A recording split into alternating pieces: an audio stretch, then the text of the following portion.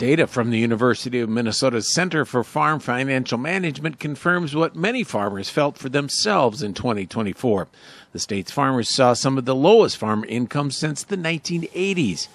U of M experts compile financial information gathered through the FinBin database, one of the largest sources of farm financial and production benchmark information in the world.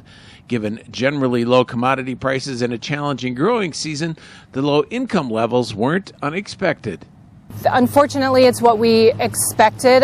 We actually did include the American Relief Act payments that were passed right at the end of the year, so we included those as an account receivable on the balance sheets, which brought that into the income for 2024.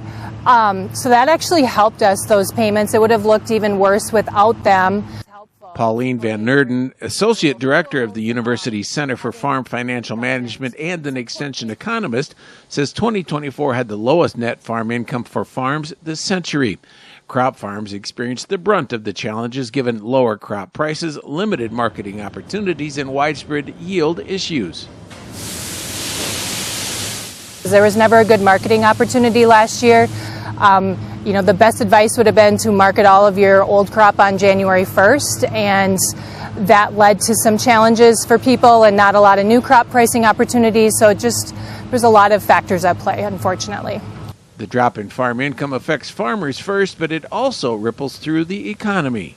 We don't monitor that directly in FinBin, but certainly rural communities, producers not having as much money to spend on equipment and probably trying to cut some inputs and make some of those decisions that were very different in 2021, 2022 when there was extreme profits. So it certainly led to impacts in local communities. We saw family living for producers come down last year, so that amount they're taking from the farm and spending on food, clothing, healthcare, all of those things. So we did see that drop year over year, which isn't necessarily typical in an inflationary environment. So certainly I'm sure small towns felt some of that impact as well.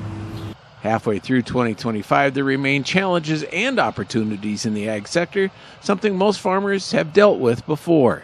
Pushing the pencil to things, making the right input decisions, making sure that that investment is going to pay dividends, whether it's a chemical or crop input or a piece of equipment, making sure it's the right decision. Also just looking at budget to actual this time of the year. So where did you expect to be in terms of grain sales and dollars taken in, expenses that you've paid out? Does that change your situation? Have you not received all the income you thought you would? And so now you need to look at reducing expenses some more. But that budget to actual can be really powerful too right now to help set you up for success for the rest of the year. This is Dan Lemke reporting.